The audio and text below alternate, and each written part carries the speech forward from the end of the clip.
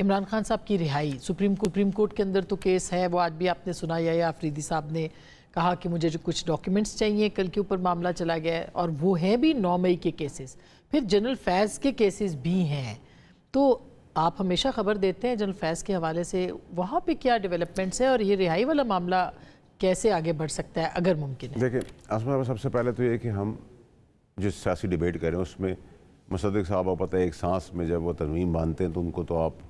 पकड़ नहीं सकते, ज़बरदस्त मुकर्रर है। हाँ। लेकिन मैं मुसद्दिक साहब ने जितनी बातें सारी की उसमें उन्होंने कहा कि पाकिस्तान की कौम का फ़ख्र से बुलंद हो गया, बिल्कुल इसमें कोई शक नहीं है, बाहर जो चीज़ें हो रही थी वो नहीं हो रही, ये बिल्कुल ठीक है, लेकिन इसमें कमाल आपका या जमहूरियत का कहाँ है? इस कमाल के पीछे आप कहाँ हैं? अगर उनकी पॉपुलैरिटी कम हो गई है या पॉपुलैरिटी ज़्यादा है या जो भी है, बट इसमें कमाल हम जमहूरी लोगों का क्या है? हमने तो कोई कमाल नहीं किया, तो जो कमाल कर रहा है उस कमाल पे एक्साइटेड हो ना, उसी पे खुश करें, उसी को ताली बजाएं, उसी को चलने दें, वही चलने दें। अच्छा, जहाँ तक आप बात करें कि अगर पीटीआई आज ये किस्म की सेलिब्रेट कर रही है हमारी जीत इंडिया से, तो पीटीआई के अंदर और दीगर पार्टियों के अंदर कुछ अच्छे मुखलिस लोग होते हैं, कुछ बुरे होते हैं, लेकिन पीटीआई का सपोर्टर कोई काफिर सपोर्टर तो नहीं है ना, वो पाकिस्तानी ही है, तो वो भी अपनी फौज का उसी तरह कनेक्टेड है जितना मुसद्दिक साहब है, अहमद साहब है, मैं और आप हैं, ठीक है। तो ये अंडरमाइन करने वाली बात होगी कि हम, अब आप कह रहे हैं सैलाब आ गया, ये चैंपियन है उसके, वो दोनों आपको डिफाइन किया, मैं तो नॉलेज इतनी नहीं है, लेकिन दरख्त काटे गए, चोरी चकारी हुई, आपने उस माहौलियात को संभालने गया, मैंने तो सेनेट में ना जानते हुए भी ये आपको 6 महीने पहले, ठीक है, चोरी चकारी के इशूज़ हैं, बेईमानी के इशूज़ हैं, डेवलपमेंट के इशूज़ हैं, प्रोग्रेसिव इशूज़ हैं, प्रोएक्टिव इशूज़ हैं, बच्चों का चप्पल नहीं है, स्कूल नहीं है, कॉलेज नहीं है, पोल है, लाइट नहीं है, चूल्हा है, गैस नहीं है, सड़कें हैं, टूटी हुई सड़कें हैं, कॉलेज और यूनिवर्सिटीज़ के अंदर गाय भैंसें ली जा रही हैं, फंड पहुँच नहीं रहा, पूरे मुल्क में तबाही हुई हुई, वो किसने की हुई है? वो किसने की है? हमें सवाल करना चाहिए कि हम हर बार आके कहते हैं, इन्होंने कहा मिशन है, दुनिया ये कर रही है, तो उसका रेक्टिफिकेशन हमने क्या किया? मैं इनको नहीं कह रहा कि इन्हीं का सारा कसूर है, लेकिन ओवरऑल बाय एंड लार्ज ये जो डेमोक्रेटिक सिस्टम जो आप लेके चल रहे हैं कई सालों से, दहाइयों से, उसने आपको अभी तक क्या प्रोडक्टिविटी दी है? तो इसका मतलब इसको समेट नहीं, देखिए मेरी बात सुनिए, अभी 27वीं तरमीम की बात हो रही है, उसमें भी पाकिस्तान के अंदर जब अच्छी बात, मैं तो 26वीं तरमीम वाले दिन आपको कहा था कि 27वीं भी आएगी। अगर पाकिस्तान की बेहतरी है कि एडमिनिस्ट्रेटिव सूबे बने तो किसी को तकलीफ है, अगर एनएफसी को रीएड्रेस करने की जरूरत है किसी को तकलीफ है, पाकिस्तान की प्रोग्रेस की बात है, तरक्की की बात है। अगर आपने टेररिज्म को एड्रेस करना है, ऑपरेशन करने हैं, तो कोई सियासत उसमें नहीं होगी, किसी का बाप उसको नहीं रोक सकता, तो इसमें गलत क्या है? दहशतगर्द तो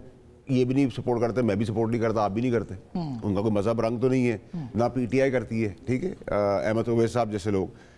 अब इन सारे सिचुएशंस के अंदर हमने क्या अचीव किया है? हमारा तो कोई रोल नहीं है, ठीक है, हम तो एक आइन और कानून के ताबे।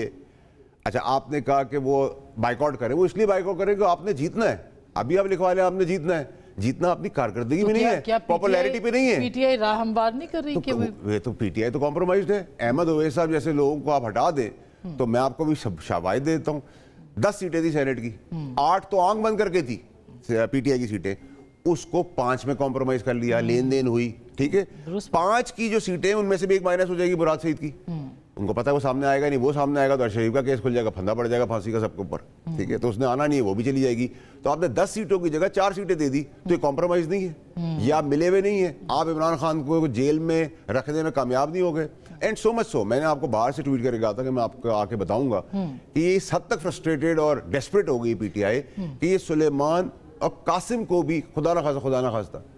उसी डगर पे ले जा रहे हैं अरशद शरीफ गया। तो मैं तो ओपनली आके कह रहा हूँ, मैं तो मुखलिस हूँ, मेरे लिए तो दुश्मन के बच्चे भी अपने बच्चे हैं, ठीक है, और अगर वो आते हैं तो हमारी जिम्मेदारी भी होगी, हम उसके आगे खड़े होंगे, लेकिन जो है फैक्ट उसको तो नहीं। आज भी मैं आपको कह रहा हूँ, कासिम और सुलेमान को पीटीआई की जो अंदरूनी गंद है वो दहशतगर्दी का निशाना बनाना चाहते हैं, क्योंकि उनको पता है इमरान खान साहब अगर बाहर आ गए मफरूजे के तौर पर तो ये 95% लोग सारे फाइट से जाएंगे। मैं तो क्लियर बात करता हूँ ना, देखिए मैं तो सच्ची बात करता हूँ, बात जब मैं करता हूँ उसकी बात की चीजें 6 महीने बाद आती है, 1 महीने बाद आती है, 1 साल बाद आती है। मैंने आपको 10 महीने पहले कहा था कि आपको पीटीआई के लोग मंजर आम पे नजर आना शुरू हो जाएंगे, वो कोई भी वजूहत हो। अगर आप हमाद अजहर की बात करेंगे, उसके वालिद की डेथ हुई, मेरा सियासी इख्तिलाफ की जगह मैं उसके वालिद की इज्जत करता हूँ, उसके गम के हिस्से में साथ खड़ा हूँ, एक वजूहत बन रही है। मैंने आपको 8 महीने पहले कहा था शाह महमूद कुरैशी साहब का चेहरा बड़ा अच्छा है, वो बड़े हमारे अच्छे वज़ीर खारजा रह चुके हैं, तो मेरी कौन सी बात गलत हुई है? तो वापस आ रहे हैं शाह महमूद मैं तो कुरैशी अभी भी साहब आपसे कह रहा हूँ गौर से देखा करें, उनकी वज़ीर खारजा की टाइम की अच्छी चीज़ें दिखाया करें। मैं तो बहुत सारी बातें आपको कर रहा हूँ, लेकिन मैं आपसे कह रहा हूँ कि इसमें अब हमने भी तो कोई रोल प्ले करना है, इस डेमोक्रेटिक सिस्टम ने भी तो कई रोल प्ले करना है, कोई धक्का देना है। और वो क्या है? आज भी है आसमा साहिबा, अगर मैं बैरून मुल्क जाता हूँ, अगर मैं इतना सा भी काम करता हूँ, इतना सा भी, तो मैं तो नहीं सोचता शहबाज शरीफ साहब को क्रेडिट मिलेगा या पीपल्स पार्टी को मिलेगा, पीटीआई को मिलेगा, पाकिस्तान का सोचे।